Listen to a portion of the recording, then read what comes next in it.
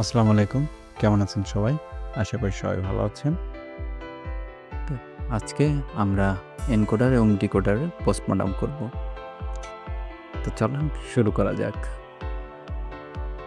First of all encoder জিনিসটা কি এবং ডিকোডার জিনিসটা কি সেটা আমরা একটু বুঝে নিই।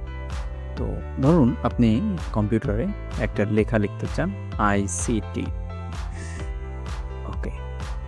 আপনি এই ৩টা শব্দ লিখতে চান।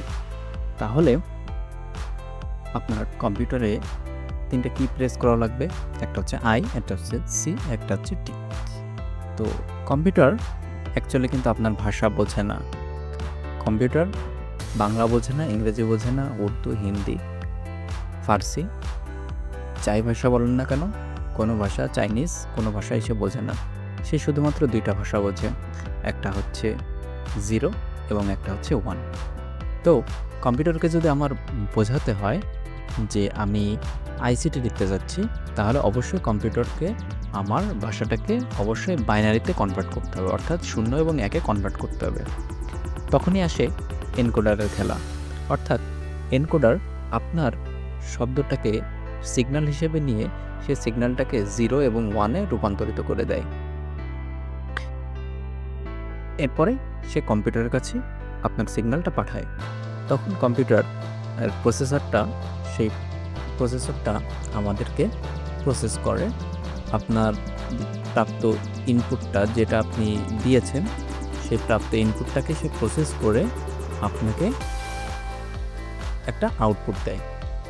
তো আউটপুট দেওয়ার জন্য আমাদের এনকোডার থাকে একটা। কম্পিউটারের প্রসেসর আপনার কাছে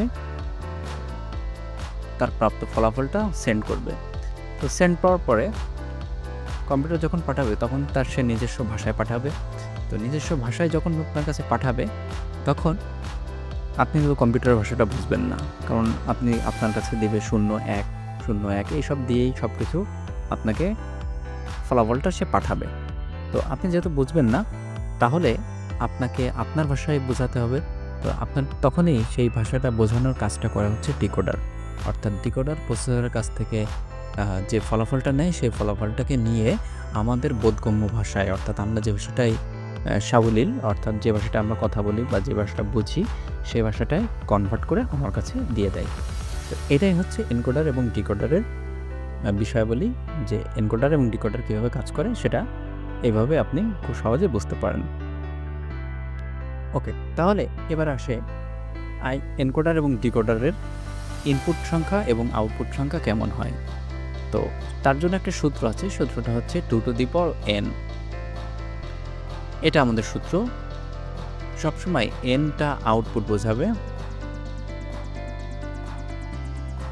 nটা হচ্ছে সবসময় আউটপুট বোঝাবে। অর্থাৎ আপনার আউটপুট কয়টা হবে সেটা নির্ভর করবে n এর উপরে। তাহলে ধরুন আপনার আউটপুট সংখ্যা আপনি ইনপুট দিলেন, ধরুন আপনি ইনপুট দিলেন 4, 4টা ইনপুট দিলেন। তাহলে আপনার 2n এর মান কত হলে আপনি 4 পাবেন। তাহলে দেখুন n এর মান যদি 2 হয়, অর্থাৎ n এর মান যদি 2 হয়, তাহলে আমরা কিন্তু 2 করলে আমরা পাবো 4। তাহলে আমাদের আউটপুট সংখ্যা হবে 2। তাহলে এটা হবে আমাদের আউটপুট সংখ্যা। ওকে, তাহলে আউটপুট সংখ্যাটা সবসময় ডিপেন্ড করবে আমাদের n এর উপরে। তাহলে ধরুন আপনি 4টা ইনপুট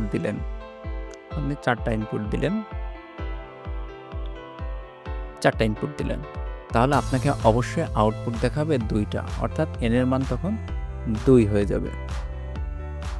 ওকে, তাহলে এটা প্রসেসরের কাছে 2টা সিগন্যাল পাঠাবে। তো প্রসেসর সেটাকে প্রসেস করে আবার 2টা ইনপুট সে ডির কাছে পাঠাবে। তো ডি তখন সেটাকে আবার 4টা আউটপুটে কনভার্ট করে দেবে। তাহলে দেখবেন ইনপুট সংখ্যা এবং আউটপুট সংখ্যা সবসময় সমান হবে। অর্থাৎ আপনি যে কটা ইনপুট দিয়েছিলেন আপনার আউটপুট ঠিক সে কটাই হবে। শুধু মাঝখানে প্রসেসরের কাছে যখন যাবে তখন সেইটাকে যে কাজটা হবে সেটা ডিপেন্ড করবে এন এর উপরে। তাহলে যদি ইনপুট সংখ্যা আপনি 8 দেন, ইনপুট যদি আপনি 8 দেন, তাহলে টুর পাওয়ার কত করলে আমার 8 পাওয়া যায়। তাহলে টুর পাওয়ার যদি আমরা 3 করি তাহলে আমরা 8 পাবো। তার মানে আপনার প্রসেসরের ক্ষেত্রে যে আউটপুটটা যাবে এনকোডার থেকে সেটার আউটপুট সংখ্যা হবে 3। তাহলে এন এর মান যদি 3 হয় তাহলে আমরা 8টা ইনপুট নিতে পারবো। তাহলে আশা করি একটু বোঝাতে পেরেছি যে এর হিসাবটা কেমন। তাহলে পরীক্ষায় একটু খেয়াল রাখবেন যে আপনার ইনপুট সংখ্যা কত দেওয়া আছে।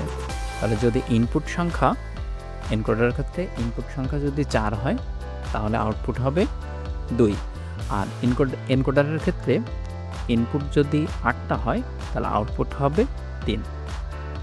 আশা করি এই পর্যন্ত সবাই বুঝতে পারছেন। তো চলুন আজকে আমরা 4টা ইনপুটের জন্য এনকোডারের মানটা দেখব।